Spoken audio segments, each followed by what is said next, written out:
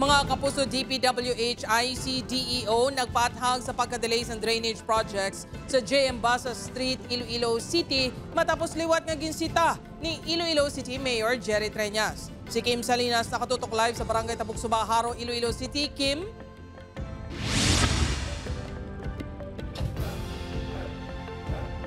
Jert, sumugod nga nagbalik si Iloilo City Mayor Jerry Treñas sa syudad. Gilayon sinina talupangdan ang pila ka mga delayed nga projects sang DPWH bagay nga ginasabat naman sang ahensya.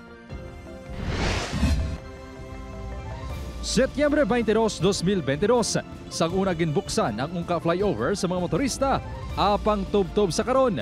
Hindi pa 100% nga mabuksan matapos matikiban ang mga depekto sa estruktura. Apisar hindi man sa Iloilo City ang kabugusan sang proyekto, si Iloilo City Mayor Jerry Treñas nagapanawagan sa DPWH nga panasigon ang rectification sa proyekto, ilabi na subong nga holiday season. It's a Christmas gift from them, but it's a delayed Christmas gift because it was supposed to be given to us 2 years ago. No? Matandaan nga naghambal si DPWH 6 Regional Director Engineer Sunny Boy Oropel nga ini ang pagabuksan sa Desyembre 25 subong nga tuig, adlaw sang Paskwa. Ang amo nga payag, ginapanindugan naman sang Regional Director.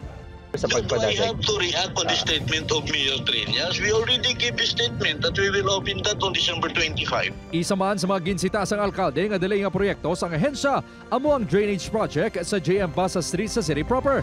Sunod sa iya, magluwas nga nagatugay ni isang perwisyo sa publiko, hindi pa ini manami nga talanawon. Kita niyo ang Galerial, daw kinutkutan sa daw nakaagigera. No? Pathag sang DPWH Iloilo City District Engineering Office nga na-delay ang pag-obra sang proyekto bangod sa underground cabling sang telecommunication companies, More Power, Metro Pacific Iloilo Water, kag Department of Information and Communications Technology. Sa karon, nakayo na ang problema kagyara na sa 42% ang una nga phase ang proyekto. So may pihak na nga side dira sa may Kuangko to Aldegar, complete na kita sinadira. Dira ang sa Aldegar to Diamond, complete naman. So ang process today is Diamond to Socorro. Kahapon, nakasigulano na ang hensya kag ang city administrator sang syudad tuhoy diri. Nahisugtan nga temporaryo nga ontatunan ay ang major activities sang proyekto humalin sa Lunes, Disyembre 16, tubtob sa Chinese New Year sa masunod nga tuig. Jert, apisar sang temporaryo nga pag-untat sang drainage project sa JM Basa Street sining nga Desyembre, may minor work sa gihapon nga pagahimuon ang DPWH nga ilaman ginpasalig nga hindi na makatuga sang huol sa publiko. Jert? Manamoged ng salamat sa update. Kapuso Kim Salinas.